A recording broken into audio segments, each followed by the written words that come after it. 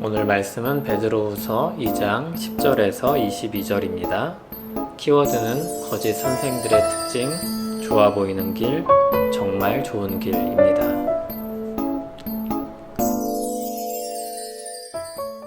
특별히 육체를 따라 더러운 정욕 가운데서 행하며 주관하는 일을 멸시하는 자들에게는 형벌할 줄 아시느니라.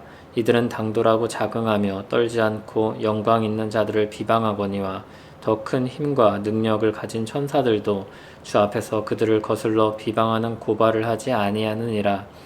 그러나 이 사람들은 본래 잡혀 죽기 위하여 난 이성 없는 짐승 같아서 그 알지 못하는 것을 비방하고 그들의 멸망 가운데서 멸망을 당하며 불의의 값으로 불의를 당하며 낮에 즐기고 노는 것을 기쁘게 여기는 자들이니 점과 흠이라. 너희와 함께 연애할 때 그들의 속임수로 즐기고 놀며 음심이 가득한 눈을 가지고 범죄하기를 그치지 아니하고 굳세지 못한 영혼들을 유혹하며 탐욕에 연단된 마음을 가진 자들이니 저주의 자식이라. 그들이 바른 길을 떠나 미혹되어 부올의 아들 발람의 길을 따르는도다. 그는 불의의 삭을 사랑하다가 자기의 불법으로 말미암아 책망을 받되 말하지 못하는 나귀가 사람의 소리로 말하여 이 선지자의 미친 행동을 저지하였느니라. 이 사람들은 물 없는 샘이요 광풍에 밀려가는 안개니 그들을 위하여 캄캄한 어둠이 예비되어 있나니 그들이 허탄한 자랑의 말을 토하며 그릇되게 행하는 사람들에게서 겨우 피한 자들을 음란으로써 육체의 정욕 중에서 유혹하는도다. 그들에게 자유를 준다 하여도 자신들은 멸망의 종들이니 누구든 진자는 이긴 자의 종이 됨이라. 만일 그들이 우리 주 되신 구주 예수 그리스도를 알므로 세상의 더러움을 피한 후에 다시 그 중에 얽매이고 지면 그 나중 형편이 처음보다 더 심하리니 의의 도를 안 후에 받은 거룩한 명령을 저버리는 것보다 알지 못하는 것이 도리어 그들에게 나으니라. 참된 속담에 이르기를 개가 그 토하였던 것에 돌아가고 돼지가 씻었다가 더러운 구덩이에 도로 누웠다는 말이 그들에게 응하였도다. 아멘. 거짓 선생들에 대한 이야기가 이어집니다. 이들은 육체의 소욕을 따라 행하는 사람들입니다. 그리고 사람들을 그 길로 인도하는 사람들입니다. 죄로 인해 타락한 육체의 욕망을 따르게 합니다. 이것은 하나님과의 관계에서 보면 이 세상을 주관하시는 일을 멸시하는 행동입니다. 하나님의 창조 질서를 무시하고 하나님 없이 자기의 욕구를 따라 살게 하기 때문이죠. 이런 사람들에 대한 묘사가 더 자세히 서술됩니다. 그들은 천사도 두려워하지 않고 비방합니다. 그러나 그 천사들은 오히려 그들을 비방하지 않습니다. 그들에 대한 판단을 하나님께 맡겨둡니다. 그들은 이성 없는 짐승처럼 무지하여서 멸망의 길을 향해 갑니다. 또 그들은 불의한 삶을 삽니다. 그들은 무절제한 삶을 삽니다. 일해야 되는 시간인 낮에 연회를 베풉니다. 그들의 마음엔 음심이 가득합니다. 그 마음엔 탐욕이 길들여져 있습니다. 그들은 헛된 삶을 삽니다. 그들은 물 없는 샘입니다. 물이 없으나 그들은 샘처럼 가장하고 있습니다. 그들은 하늘의 것을 줄 수 있을 것처럼 말하지만 그들에겐 하늘의 것이 없습니다. 그래서 허탄한 자랑의 말을 토합니다. 자랑하지만 실체가 없습니다. 자유를 준다고 하지만 그들의 실상은 멸망의 종입니다. 예수 그리스도에 대한 지식을 배우고 잠시 믿는 사람처럼 사는 것은 그들에게 더 비참한 일일 뿐입니다. 모르고 지은 죄보다 알고도 지은 죄가 더 중하기 때문이죠. 그들은 개와 돼지에 빗댄 속담처럼 더러운 자리로 돌아가게 될 것입니다. 이렇게 거짓 선생들의 특징에 대해서 살펴보았습니다. 거짓이라는 말이 담고 있는 의미처럼 그들은 가진 것이 없지만 가지고 있는 것처럼 말할 것입니다. 그들의 최후는 분명합니다. 그럼에도 이들을 경계하고 조심해야 하는 이유가 있습니다. 그들의 길이 좋아 보이기 때문입니다. 그들이 하는 말이 사람들에게 유혹이 되기 때문입니다. 왜 그렇습니까?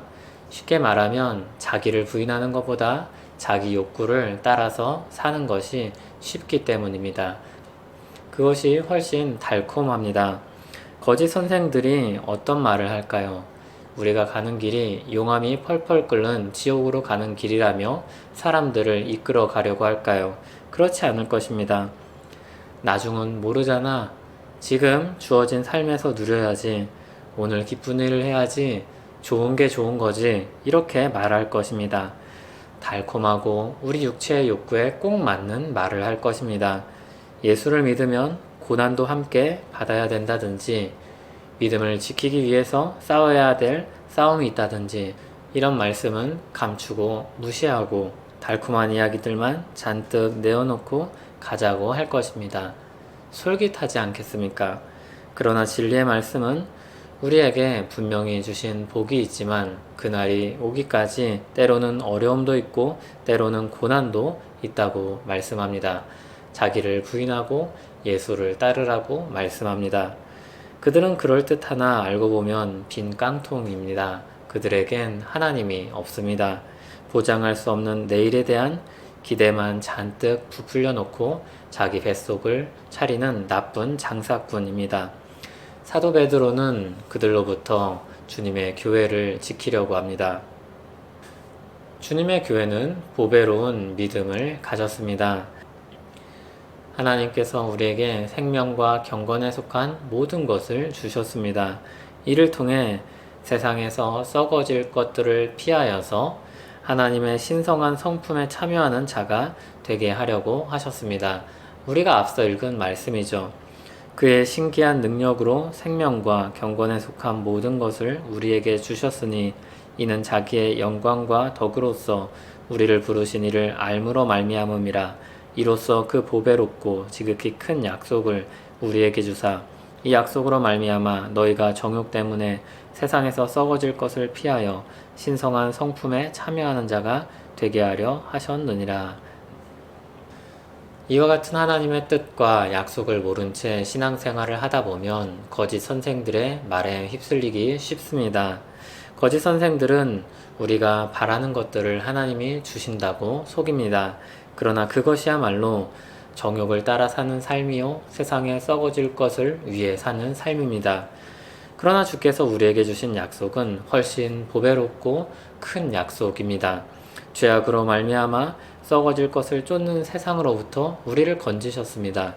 하나님은 우리에게 신성한 성품에 참여하는 영광을 주시려고 하셨습니다. 우리에게 주신 하루하루는 그것을 경험하고 점점 더 하나님을 닮아가는 삶입니다. 그 영광스러운 은혜를 이 땅 가운데 드러내는 삶입니다. 사도 베드로는 주님의 교회가 그런 은혜를 누리며 살 수 있도록 거짓 선생들의 정체를 폭로합니다. 주님의 교회가 가야 할 길을 바로 보게 합니다. 말씀을 따라 이 바른 길에 서서 하나님의 성품에 참여하는 영광스러운 삶을 사는 우리 되길 바랍니다. 하나님 아버지, 우리에게 영광스러운 삶을 살게 하셨습니다. 감사합니다. 이 땅에 사나 하늘의 백성으로 살게 하셨습니다. 우리에게 주신 이 정체성을 잃지 않게 하옵소서. 쉽게 우리 필요를 채우며 살지 않게 하옵소서. 거룩하고 정직하게 그리고 사랑으로 살아감으로 하나님의 성품에 참여하고 그것을 드러내며 살게 하옵소서. 예수님 이름으로 기도합니다. 아멘.